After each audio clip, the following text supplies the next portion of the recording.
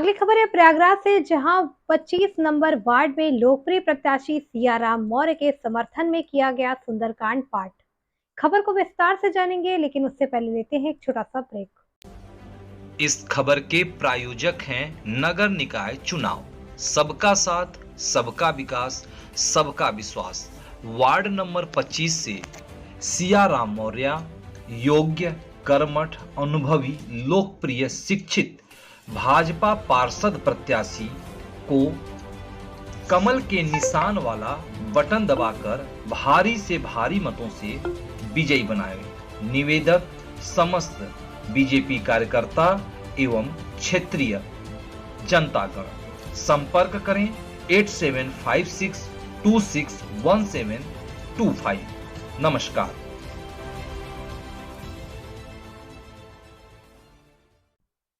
Break के बाद आपका स्वागत है। खबर है यूपी के प्रयागराज जिले से, जहां वार्ड नंबर 25 मलावा के पार्षद प्रत्याशी सियाराम मौर्य के समर्थन में मलावा और कसेरवा कला की जनता ने मिलकर और उसके सर पर जीत का ताज पहनाने के लिए कराया सुंदरकांड पाठ।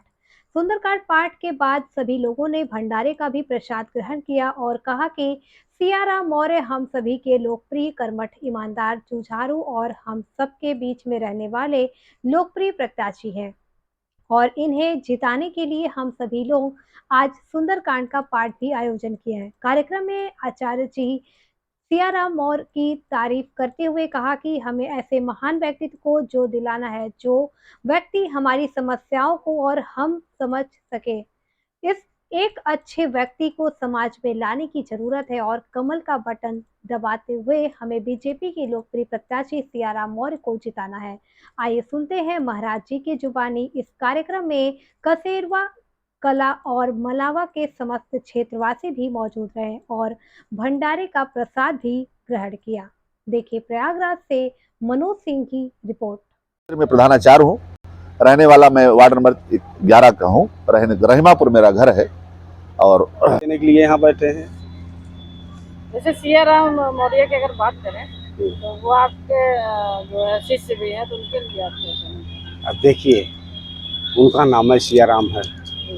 सियाराम का नाम मीरा लिया, गड़किया लिया, प्रहलाद लिया, जो ही लिया उसमें हम कुछ टिप्पणी करने को सोच नहीं सकते कि वो सियाराम सिया राम जाने। जेकर सियाराम नाम है उसे कौन रोक पाएगा। चेर चेर जेल थैल सबको संचालन करने वाला सियाराम है। हम व्यक्ति विशेष पे किसी को कुछ नहीं कहेंगे कि हाँ, अगर सियाराम का अच्छा सत्कर्म है तो प्रकृति और परमात्मा उनके साथ हैं और हम भी उनके साथ हैं। और गुरुदेव जी हमारे विराजमान है। मैं यही निवेदन करता हूँ, माँ सरस्वती से निवेदन करता हूँ कि निश्चित रूप से सबको सद्बुद्धि दें।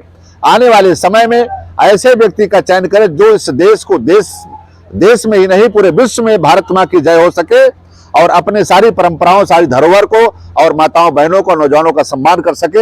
ऐसे व्यक्ति का चयन करके लोकतंत्र के पर्व को चरितार्थ करने के जिस उद्देश्य से लोकतंत्र को पर्व के स्वरूप दिया गया है, आज जिन्होंने इस पर्व को प्रतिष्ठित किया है, जो सोच करके दिया था, सबके समानता का अधिकार दिया था, उस अधिकार को कहीं न कहीं किसी प्रकार के ऐसे आतताई लोग, दुराचारी लोग, धन लोलुप लोग, धन पशु लोग कहीं न कहीं हमारे अधिकार का दुरुपयोग ना कर सके। और हम जो करने वाले लोग, कराने वाले लोग हैं, वो भी विचार करें, अच्छे व्यक्ति का चयन करें, जिससे यह 4 दिन नहीं, 5 दिन नहीं, 5 साल तक खुशहाली रहे। ऐसा निवेदन करते हुए मैं अपनी बात समाप्त करता हूँ। और 4 दिन बचा हुआ है ना जी, तो प्रयागराज की जनता से आप क्या अपील करना चाहेंगे? सबसे पहले तो आप लोगों को धन्यवाद देना चाहता हूँ, जितने भी मीडिया कर्मी हैं, कि चुनाव तरफ आप ध्यान दिए। चुनाव एक ऐसा संविधान है जो कि न तो राम को चला, न तो कृष्ण के चला, सब संविधान के अंदर सबको आना पड़ा। यह संविधान का चुनाव है। यह श्री हनुमान जी राम जानकी मंदिर और धाम है। यहाँ कोई भी आएगा सबको हृदय से आशीर्वाद दिया जाएगा। हनुमान जी से प्रार्थना करेंगे कि विजय उसी को हो जिसकी सद्बुद्धि हो। आने वाले भविष्य उगते हुए सूर्यों पर वो कृपा बरसाए, संचालन करे। और चुनाव का मतलब यही होता है कि हम अपने समस्त जितने भी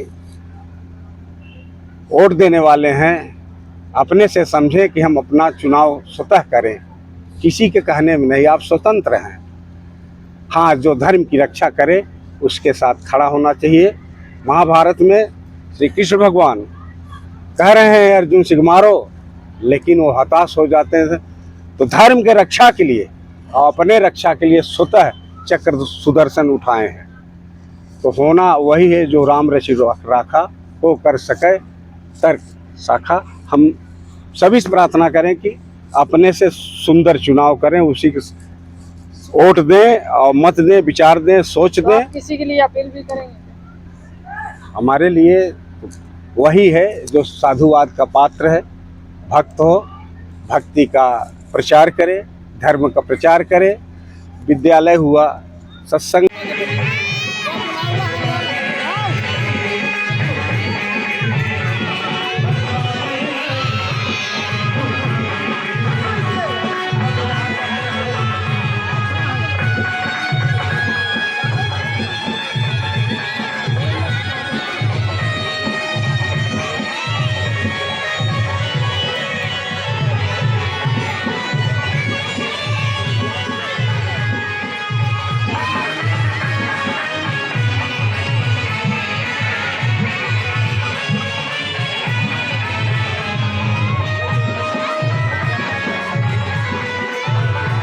बहुत भव्य और बहुत सुंदर सुंदरकांड का पाठ हुआ सतना से चल करके। माननीय मालवीय जी उर्फ छविधर जी का प्रोग्राम, उनके साथियों का बहुत सुंदर भव्य हुआ। और यहाँ प्रसाद का भी व्यवस्था था और लंगर चल रही हैं। और सबसे मैं प्रार्थना भी किया हूँ, जहाँ तक मेरी आवाज़ जहाँ तक पहुँच है, सब यहाँ प्रसाद पाएँ। और यहाँ कार्यक्रम रखने का एक ही लक्ष्य था, नम्रता, साधुता, सरलता, उदारता, बुद्धिमता, सहनशीलता।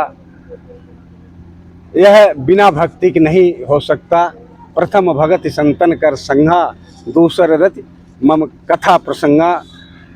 यह कथा के माध्यम से बाबा गोस्वामी तुलसीदास जी के कृपा के अनुसार, उन्हीं के रचना के माध्यम से हम लोग, और ये जो सिस्टम देख रहे हैं केवल जीव कल्याण के लिए किया जा रहा है।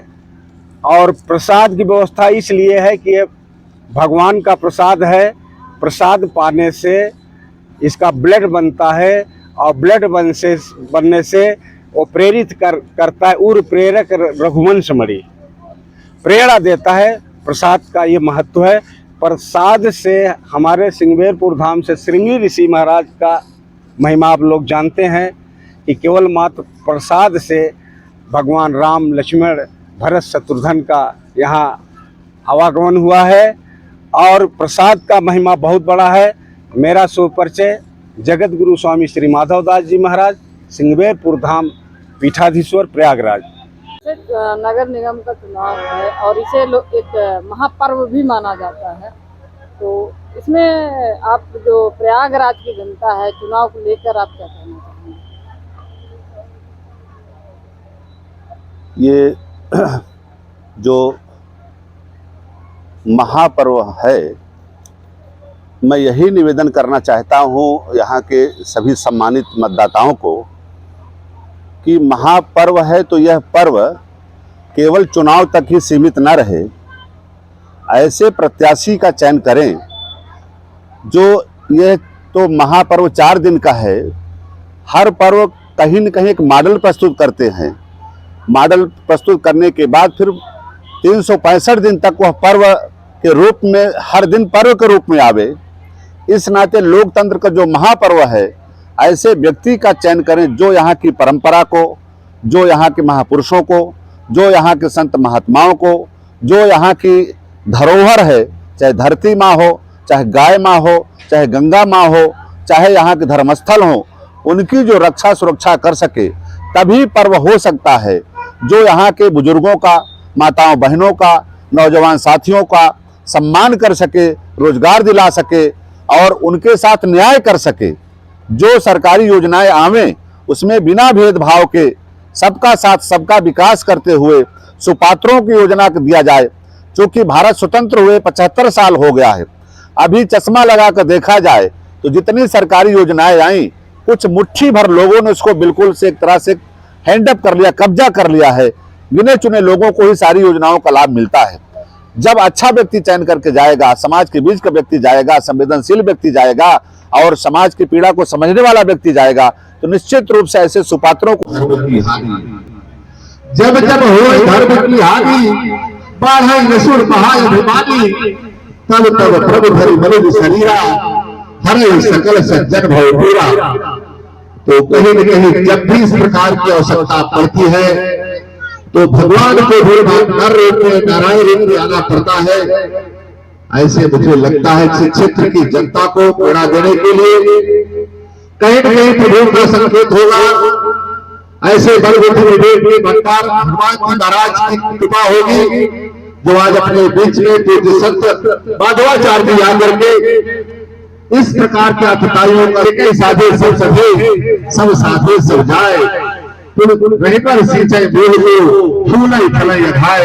अगर आज शायद इस प्रकार की राष्ट्रवादी सोच की और सरकार ना होती, राष्ट्रीय विचारधारा को लेकर के काम करने वाले लोग न होते और आज शायद से उत्तर प्रदेश की मुख्यमंत्री के पद पर गिरवाधारी बाबा का विराजमान होते, तो काश और भी सरकारें थी, उसमें किसको महत्व मिलता था और आज किसको महत्व मिल रहा है। मित्रों, आंख खोल खोल के आप देख सकते हैं कि लड़ाई इस समय धर्म की है।